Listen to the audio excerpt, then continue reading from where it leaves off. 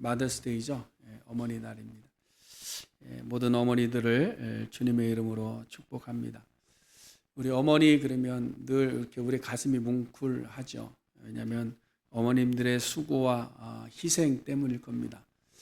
그래서 이 어머니들의 수고와 희생은 사실 우리가 무슨 말로도 어떤 비교로도 사실은 다 표현할 수도 없고 비교할 수도 없는 것이 우리 어머니들의 수고와 희생인 줄로 압니다. 그러므로 우리 자녀된 분들은 오늘뿐만이 아니라 늘 우리 어머니들에 대한 감사의 마음들을 가질 수 있기를 간절히 바랍니다. 오늘 그래서 어머니 날이지만 오늘 본문이 지난주와 이렇게 연결이 되어 있는 관계로 계속해서 이 마태복음의 말씀을 증거하려고 합니다. 이 마태복음 19장부터 시작된 예수님의 베레아 사역은 20장까지 연결이 되어 있죠. 예수님께서 이제 예루살렘 올라가시기 전에 베레아 지역과 유대 지역에서 사역을 좀 하셨는데 그 사역 내용들이 이제 19장과 20장에 연결되어서 이어집니다. 그래서 처음 시작의 내용은 이제 바리새인들의 질문으로부터 시작이 되는데 여러 가지 문제들을 이제 이슈를 해서 말씀하시는 부분이 나오죠. 처음에는 이혼의 문제를 가지고 이야기했고, 그 다음에는 독신의 문제를 가지고 이야기했습니다. 그 다음에는 어린아이를 대하는 문제에 대해서 말씀하셨다가 결국은 이제 영생의 문제, 천국의 문제로 이제 발전을 하게 되죠. 그 시작이 이제 젊은 청년, 부자 청년이 예수님을 찾아와서 어떻게 해야 영생을 얻습니까? 라는 질문으로부터 시작이 됩니다. 근데 예수님께서 제안한 것이 너의 가진 것을 다 팔아서 가난한 자에게 주어라. 그래야 영생에 들어간다. 이랬더니 이 청년이 재물이 너무 많아서 근심해서 돌아갔다 그랬죠. 그래서 이 일 이후에 예수님께서 이제 제자들을 따로 모아놓고 그들의 제자들을 훈련하실 때에 천국에 들어가는 것이 부자가 천국에 들어가는 것이 낙타가 바늘기로 들어가는 것보다 어렵다라고 이제 교훈에 말씀하십니다.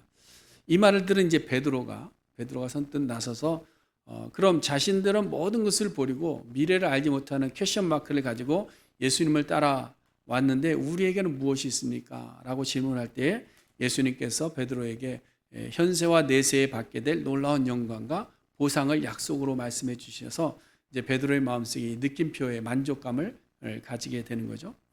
근데 예수님의 말씀이 여기서 이제 끝나면 해피엔딩인데 예수님의 말씀이 여기서 그치지 않았다는 겁니다. 그래서 다시 반전을 위한 그러나로 오늘 본문이 시작을 되는 거죠. 그래서 30절이 29절과 연결이 되는 부분이지만 사실은 이 30절과 20장 1절부터 16절까지는 이 30절을 좀 더 구체화한 내용들로 볼 수 있는 겁니다. 그래서 어떤 축복의 내용이 있는데 거기에 대한 반전의 내용들이 나오는 거죠. 근데 여러분 이것이 성경의 한 패턴입니다. 성경의 한 패턴인데요. 우리가 성경을 읽다 보면 많은 곳에서 발견하게 되는 것이 그런 겁니다. 하나님께서 우리에게 이루 말할 수 없는 축복에 대한 약속을 주십니다. 그리고 또 놀라운 은혜를 체험하게 하시죠. 그리고 나서 마침표를 딱 찍고 끝나는 것이 아니라 항상 그러나의 반전이 꼭 있었다는 사실입니다. 그러나.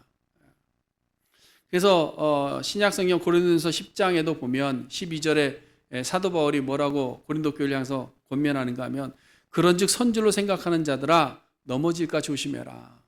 이런 말씀을 합니다. 이것을 다르게 표현하면 복을 받고 은혜를 체험한 너희 선자들아 잘했다. 그러나 그것으로 인해서 다시 넘어지지 않도록 조심해라. 이 말씀하고 있는 겁니다. 이 말씀이 대상이 누구죠? 사실은 이스라엘 민족들의 모습을 가지고 고린도 교회 성도들에게 이야기하고 있는 거예요. 그래서 10장 전반부에 보시면 이렇게 되어 있습니다. 형제들아 나는 너희가 이 고린도 교회 사람들이죠. 너희가 알지 못하기를 원하지 아니하노라. 뭘 알지 못하느냐? 우리 조상들의 지나왔던 날들의 삶들을 너희들이 알지 못하기를 원한다. 이 말은 우리 조상들이 하나님의 복을 받았고 우리 조상들이 하나님의 은혜를 받았고 하나님의 택하심을 받았고 하나님의 보호하심을 받아서 먼저 된 자들이 되었다. 그들은 다 얻은 자가 되었고 선자들이 되었다. 그런데 어떻게 되었는가? 봐라. 이 이야기를 하고 있는 거죠. 그러므로 사도 바울은 고린도 교회의 선줄로 여기는 자들이 서로 자기의 모습을 주장하죠. 나는 무슨 파다, 나는 무슨 파다, 나는 무슨 파다, 내가 언제부터 이 교회에서 일했다. 이런 것을 가지고 막 주장하는 자들의 모습을 보면서 이스라엘 백성들의 이야기를 먼저 예로 드는 겁니다. 왜 그랬을까? 선줄로 생각하는 기득권의 모든 생각들을 허물어 버리는 겁니다. 그런 잘못된 헛된 사고의 방식이 얼마나 위험한가를 가르쳐 주고 있는 겁니다. 그래서 앞에 설 예를 이야기하고 있는 겁니다.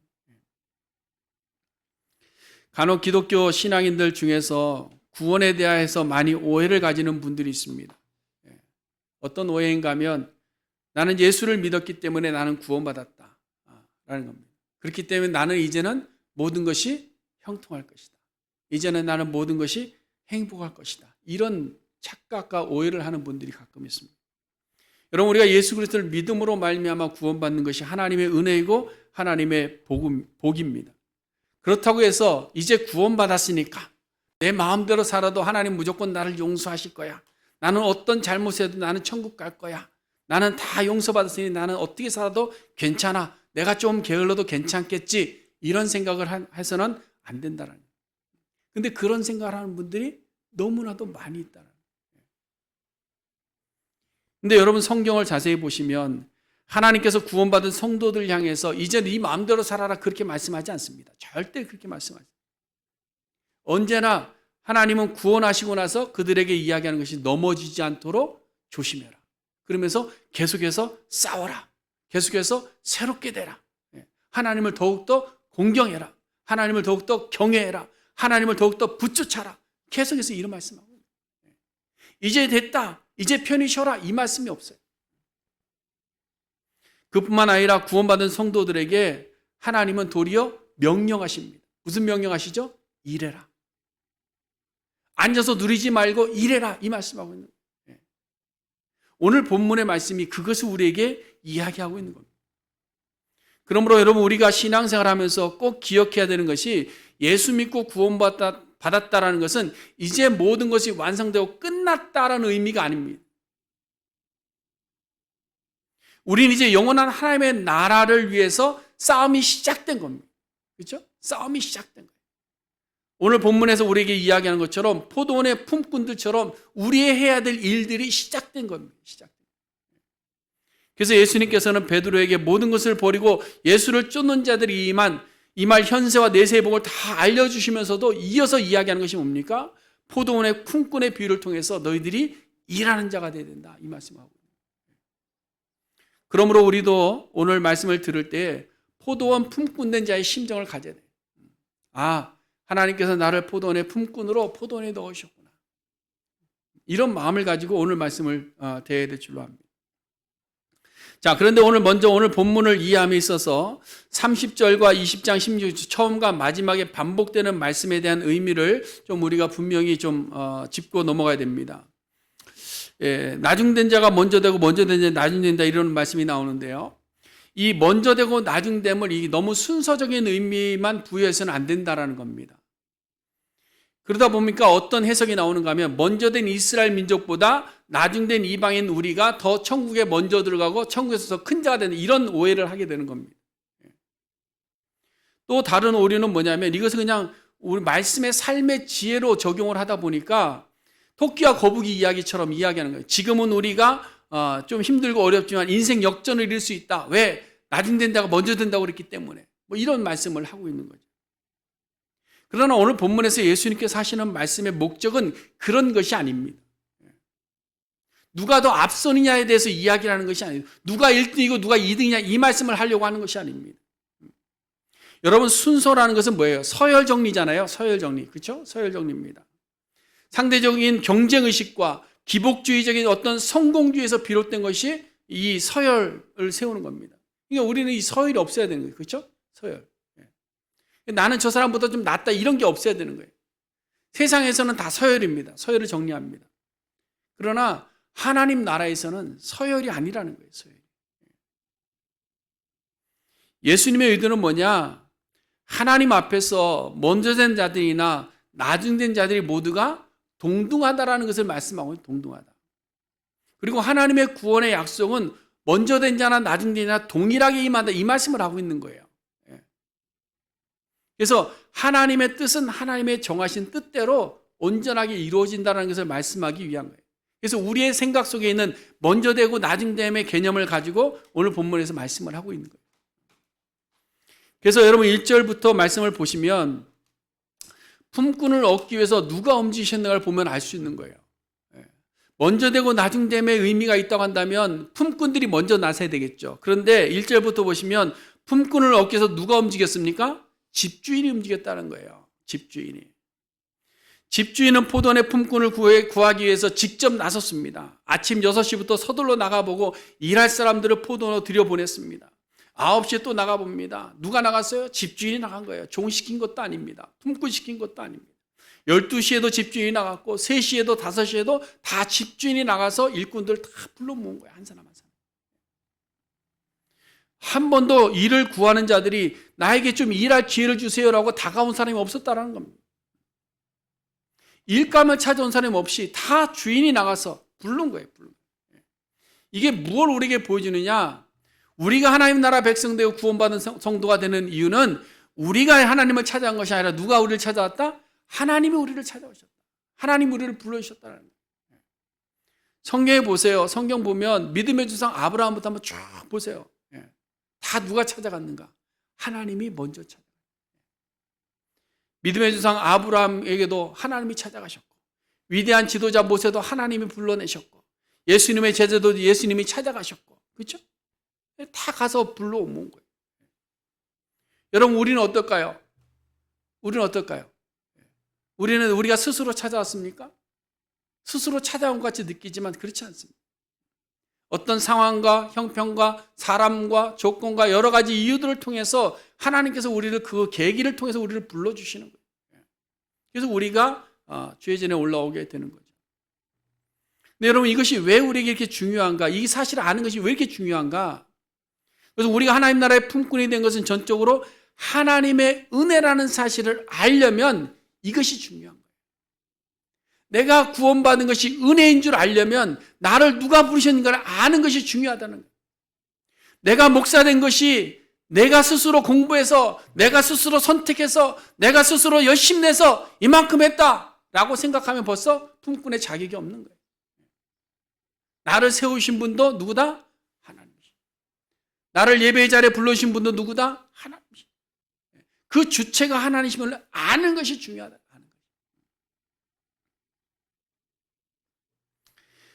근데 오늘 본문 10절에 보시면 먼저 온 자들이 나중 온 자들과 동일한 상승을 받았을 때 어떻게 하는가 하면요, 집주인을 원망합니다. 이게 왜냐? 주체에 대한 생각이 바뀌었기 때문에 그래요. 우리의 생각에도 이 원망에 대해서 합당하다, 주인이 좀 잘못한 것 같다라고 생각하는 분들도 있습니다. 왜 그러냐면 그것은 품꾼이 되어 일할 수 있었던 것이 주인의 은혜라는 사실보다는 자기의 노력과 자기의 수고와 자기의 정의의 정당함을 먼저 주장하기 때문에 그런 거예요. 여러분, 여호와를 경외해야 한다는 말이나 예수님을 향해서 우리가 뭐라고 하죠? 나의 뭐라고 그래요? 주라고 부르죠. 그렇죠? 나의 주. 그 이유는 뭡니까? 여호와는 절대이시고 나는 무지함이라는 거예요. 그걸 고백하는 거예요. 주인과 종은 주인은 100이고 나는 nothing입니다라는 고백하는 거예요. 예수는 나의 주입니다라는 것은 당신은 완전하고 나는 불완전하다는 걸 고백하는 겁니다. 그래서 욥의 고백처럼 주신이도 여호와시요 취하시니도 여호와시다 고백할 수 있는 거예요.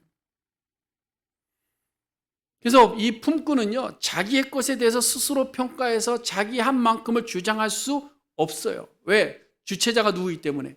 하나님이시기 때문에. 그러나 사실 욥도 자기의 의로움을 좀 주장하려고 했어요. 친구들이 와서 막 토론을 하는데 거기에 대해서 반박하면서 자기의 의를 막 드러냈습니다. 자신의 정의로움을 주장했습니다. 그러나 마지막 끝에 가면 어떻게 됩니까? 결국은 가서는 어떻게 되죠? 다시 돌아가는 거예요. 아, 주신이도 여호와시고 취하신이도 여호와시고 내가 한 일이 없구나. 아, 내 입을 막아야 되겠다. 자기의 손으로 자기 입을 막을 수밖에 없는 거예요. 그러므로 우리도 마찬가지입니다. 우리도 집주인의 은혜로 포도원의 품꾼이 되었다는 사실을 우리가 잊지 말고 주인과 맺은 약속에 감사하며 충성할 수 있는 우리 포도원 품꾼들이 다 될 수 있기를 간절히 바랍니다. 하나님께서 우리를 자기 아들을 내어주시고 우리를 구원해서 하나님의 자기 백성 삼아주셨는데 이 은혜를 우리가 잊어서는 안 된다. 그 다음에 오늘 본문을 보면서 우리가 알 수 있는 것은 이 집주인이 일꾼을 부르는 시점은 다 다르다는 겁니다. 그런데 품삯은 어떻죠? 다 동일하다는 거예요. 이게 굉장히 중요한 내용입니다. 2절에 보시면 집주인과 품꾼의 계약서가 나오죠. 그 계약서에는 뭐라고 되어 있습니까? 내가 너에게 하루에 한 데나리온을 주겠다 이겁니다. 이 계약서입니다. 여기 한 데나리온은 당시의 일반적인 노동자의 하루 품삯과 동일한 겁니다. 이게 정당한 대가입니다. 그 다음에 오전 9시에 들어온 일꾼들과의 계약서를 보면요. 거기에는 한 데나리온은 명시되어 있지는 않습니다. 근데 4절에 보니까 상당하게 주리라 이렇게 되어 있어요. 상당하게 주리라. 이게 여러 가지로 해석될 수 있는데요. 상당하다는 말의 의미는 정당하게라는 의미, 정당하게. 그렇다면 네가 일한 시간만큼 내가 계산해서 정당하게 주겠다 이런 이야기도 될 수 있지만 일반적인 노동자 하루의 품삯에 맞춰서 내가 너에게 주겠다 이런 의미를 가질 수 있는 겁니다.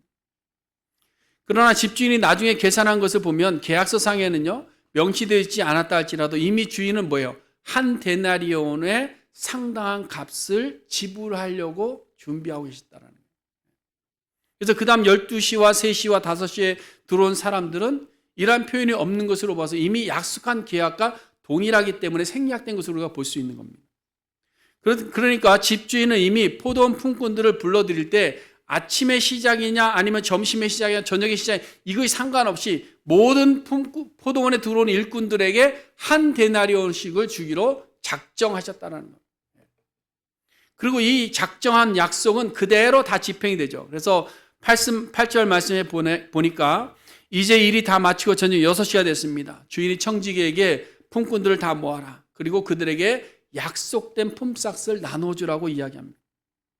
청지기는 주인이 명하신 대로 나중 온 자로부터 5시에 들어온 자로부터 시작해서 가장 먼저 온 품꾼의 일까지 계약서에 있는 대로 한 데나리온씩을 다 지불한 겁니다. 1시간 일한 사람에게도 약속대로 한 데나리온을 주고 12시간 일한 사람에게도 약속대로 한 데나리온을 준 겁니다. 여기서 우리는 무엇을 봐야 되는가 하면 하나님께서 약속하신 것은 약속한 그대로 우리에게 온전히 다 이루어진다는 사실이에요. 지금까지 인류의 역사와 성경의 역사를 놓고 볼 때 하나님의 약속이 이루어지지 않은 것이 없습니다. 그대로 다 성취됐어요. 그러므로 우리가 신앙생활 할 때 하나님의 약속에 대해서 의심하지 말아야 될 겁니다. 하나님께서 이스라엘 백성들에게 계약의 방식을 가르쳐 주실 때에 짐승을 둘로 쪼갭니다. 그리고 그 사이로 불이 지나가게 했어요. 왜 그런 줄 아십니까? 하나님의 불변한 약속의 모습을 우리에게도 가르쳐 주시기 위한 거예요. 약속은 깨지 말라는 겁니다. 사랑하는 성도 여러분, 그러므로 우리는 이미 포도원 품꾼으로 부름받아 주님 앞에 나왔습니다. 하나님께서 우리를 부르실 때에 우리에게 약속하신 것이 있습니다. 그 약속이 뭘까요? 바로 하나님의 나라입니다. 그러므로 이제 우리는 포도원 품꾼으로서의 삶을 살아가면 되는 거예요. 이미 우리에게 약속된 계약금이 있습니다. 그것은 하나님의 나라에 대한 계약금이 우리에게 주어진 겁니다. 그럼 이제 우리가 그 품꾼으로서 포도원 안에서 어떤 자세를 가지고 살아야 되겠느냐? 이게 중요한 거예요. 얼마 전에 한번 말씀을 드렸는데요. 우리의 신앙생활에서 경계해야 되는 것이 많이 있지만 그 중에 우리가 좀 경계해야 되는 것이 뭐냐면 이 선동주의입니다. 선동하는 거.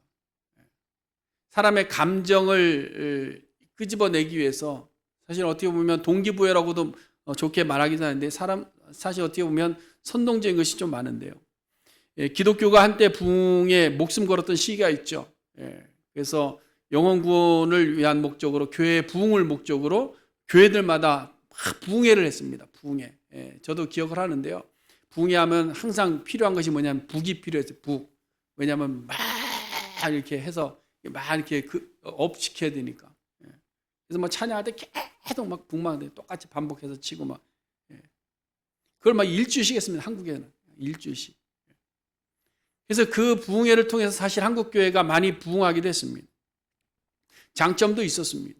거기서 은혜 받고 변화된 사람들도 나왔습니다. 근데 단점도 있었어요. 단점.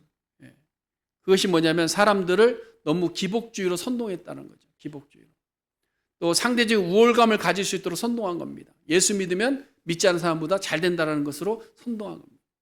그래서 경제적인 신앙, 경제적인 어떤 이득을 위한 신앙을 자꾸 선동했다는 것이 있습니다. 그래서 이 땅에서도 경쟁적인 삶에서 이기는 비결로 믿음을 이야기했을 뿐만 아니라 천국에서도 얻게 되는 상급을 가지고 서로 경쟁하기. 그래서 한국 가서 우리가 천국 가면 상급을 크게 많이 받으려면 뭐 여기서 어떻게 해야 된다, 뭐 이런 얘기. 뭐 천국에서 금별령안 받는데 누구는 개털 모자 쓰고 구원받는다, 뭐 이런 얘기. 뭐 이런 얘기를 많이 합니다. 그러니까 이게 다 뭐냐면 가끔 우리 세상에서도 그런 사람들이 그런 말 하는 사람도 있잖아요, 그렇죠? 1등만 기억하는 더러운 세상, 뭐 이런. 꼭 1등만 기억하는 더러운 세상. 근데 교회도 마찬가지로 자꾸 1등을 만들어내려고 한다는 거죠. 경쟁력을 키우는 겁니다. 경쟁력. 근데 사실 이거는 모르겠습니다. 제가 느끼기로는 그냥 선동이다라고 생각을 합니다. 참 아이러니한 것이 뭐냐면 우리는 이 땅을 살면서 경쟁하는 것이 힘들잖아요, 그렇죠? 경쟁에 살아남기 처절하게 싸우는 것이 힘들다고 이야기하는데 신앙생활하면서도 자꾸 경쟁하려고 해요. 천국 가서도 경쟁하려고 해요. 천국 가서 나는 좋은 자리에 앉고 싶고 저 사람보다는 좀 잘 입고 싶고 막 이런 거예요. 그러니까 예수님의 제자들도 마찬가지 아닙니까? 그러니까 자꾸 천국에서 누가 크냐 막 자꾸 이런 경쟁하고 있고, 그렇죠? 또 어머니들은 또 치맛바람 날려서 자기 아들 뭐 서로 좌우편에 앉고 싶어 이런 거. 근데 오늘날 교회들이 똑같이 그래요. 천국에서 1등자를 차지하는 방법이라고 자꾸 선동하는 거예요. 천국에서 더 많은 상급을 차지하는 길이라고 하면서 선동합니다. 어떤 분들은 그래요. 정말로 천국에서 상급이 다 다르다라고 주장하신 분이 있습니다. 뭐 거기에도 일리적인 어떤 근거는 있다고 봐요. 그러나 만약에 상급이 있다고 한다면 우리는 이 땅에서 자기 공로를 만들어야 됩니다. 그렇죠? 자기 성과를 만들어야 되는 거예요.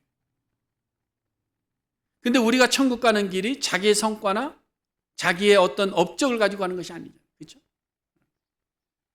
그리고 성경이 뭐라고 이야기하는가 하면 자기 업적을 만들지 못하도록 하고 있어요. 자기 이름을 드러내지 못하게 하고 있는 거예요. 내 이름으로 했다라는 것을 생각하지 못하게 만드는 것이 성경의 진리입니다.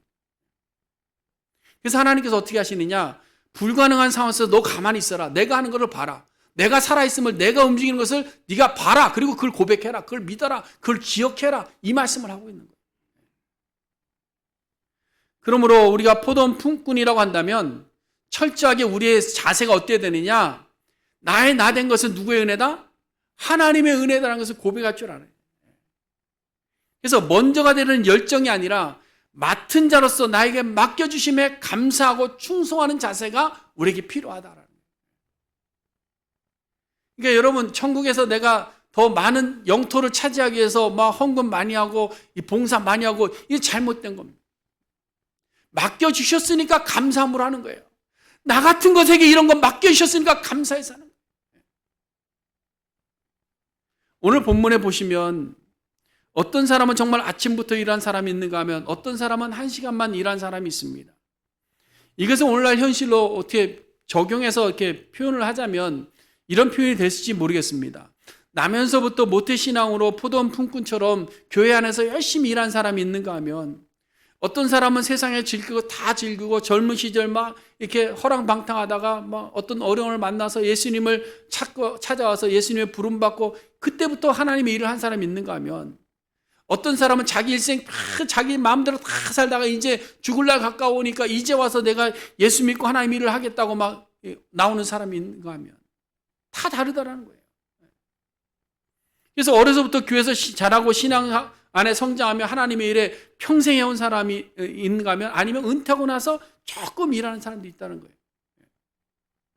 또 시간적으로도 그렇잖아요. 시간적으로 그렇지만 사역의 면에서도 마찬가지입니다. 정말 어떤 사람은 종교개혁자들처럼 정말 세상의 이 조류를 막 바꿀 정도로, 어떤 사람은 순교지에서 자기 목숨 버려가면서 정말 한 마을 단체를 변화시키는 일에 쓰임받는 그런 순교자도 있어요. 어떤 사람은 수십만 명을 회개시키는 부흥사들도 있습니다. 어떤 사람은 수만 명 모이는 교회의 지도자로서 일하시는 분들도 있습니다. 그러나 또 어떤 사람은요, 정말 아무도 모르는 곳에서 그 사람이 있었는지 없었는지 모를 정도로 정말 시골에서 교인 몇 안 되는 그 교회에서 종치는 일로 평생을 보낸 사람도 있다는 거예요. 어떤 사람은 오직 한 영혼을 구원하기 위해서 자신의 가진 모든 삶을 다 바친 그런 품꾼도 있습니다. 어떤 사람은 아무도 돌봐주지 않는 자들을 위해서, 아무도 알아주지 않는 그곳에서 자기에게 맡겨진 일인 줄 알고 충성하는 품꾼들도 있다는 거예요. 이렇게 다양한 인들과 일의 시간들이 있다 할지라도 포도원 품꾼은 많이 했다고 오래 했다고 교만해서는 안 되는 겁니다. 상급은 어떻습니까? 동일하게 주어지는 거예요.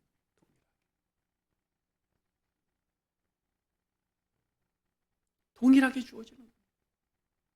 그래 먼저 된 자라고 해서 자랑할 것 없고 나중 된 자라고 해서 실망할 것 없고, 그렇죠? 우리는 우리에게 주어진 시간에 주님께서 우리를 부르신 그때부터 주님 부르시는 그날까지 마지막 생물하는 그날까지 온전히 우리에게 맡겨진 것에 충성하고 최선을 다하는 우리의 삶의 자세가 필요하다.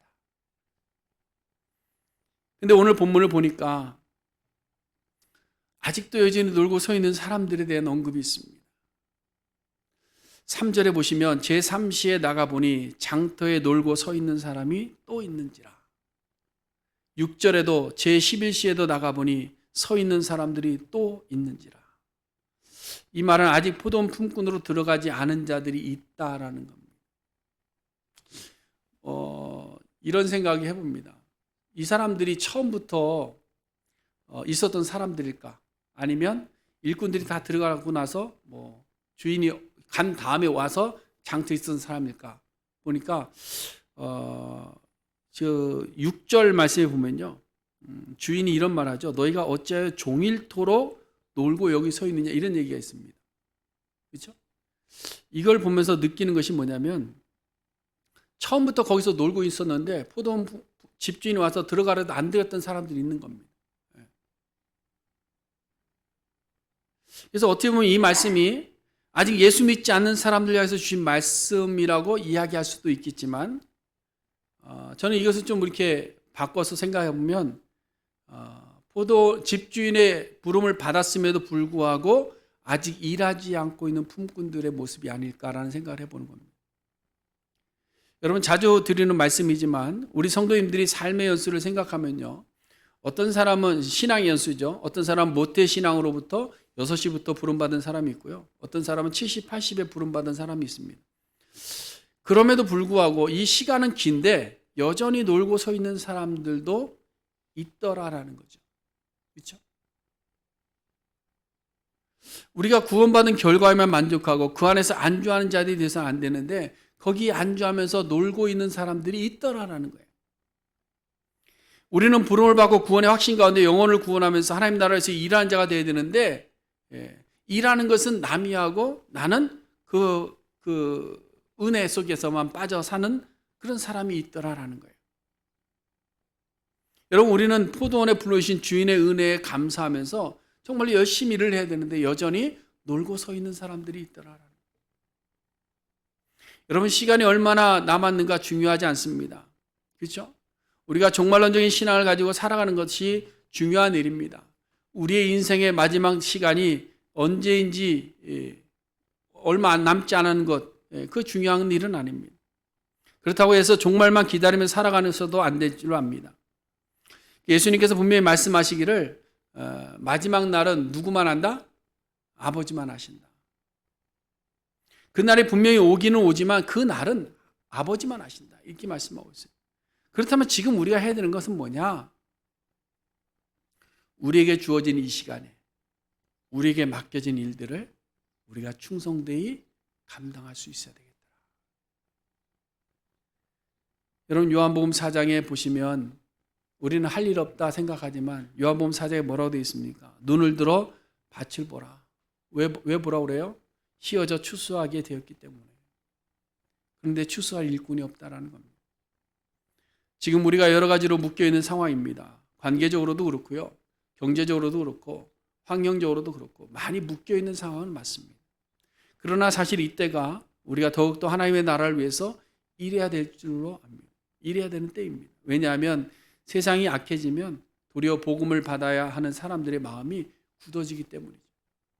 세상이 약해지면 주를 위해서 무엇을 해야 될까를 생각하기 이전에 나를 위해서 무엇을 할까에 집중하는 시기가 오기 때문에 그렇습니다. 그때 우리가 일을 해야 되는 거예요. 그러나 우리가 잊지 말아야 되는 것은 우리는 집주인의 택함을 받고 포도원에 들어간 품꾼이라는 사실을 잊어서는 안 돼요.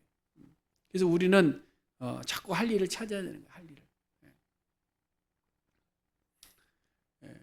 그런가 하면 혹시라도 아직까지 장터에 놀고 서 있는 분들이 계시다고 한다면 하나님께서 우리를 부르시는 초청에 응답할 수 있어야 될 줄 압니다.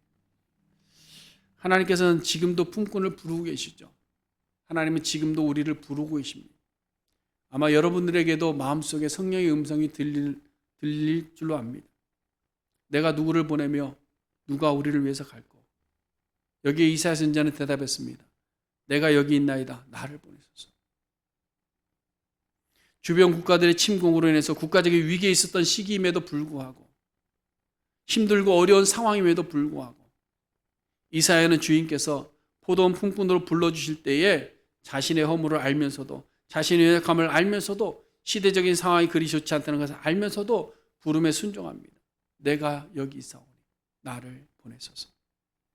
여러분 우리는 핑계하면 안 됩니다. 나는 이제 너무 늦었어. 이런 분들이 있어요.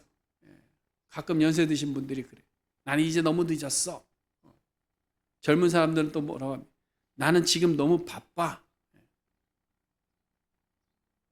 죄송하지만 여러분 다 장터에 놀고 서 있는 자들의 핑계입니다.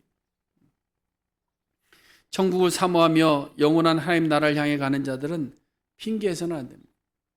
포도원 품꾼이 되어서 무슨 일이라도 괜찮습니다. 하나님 나라를 위해서 우리는 열심히 일하는 자들이 돼요. 그렇다고 큰 업적을 드러내라는 건 아닙니다. 하나님의 나라를 위해서 나에게 맡겨진 것이 무엇인지를 알고 그 일에 달려갈 수 있는 우리의 삶이 된다. 우리에게는 각자 달란트가 있고 각자 은사가 있습니다. 근데 그것이 다 다릅니다. 그래서 내가 할 수 있는 일이 무엇일까를 찾는 것이 중요하고 그다음에 나를 통해서 이루기를 원하시는 그 일을 발견하는 것이 중요하고 그 일에 우리가 순종하고 나가는 것이 중요한 줄로 믿습니다.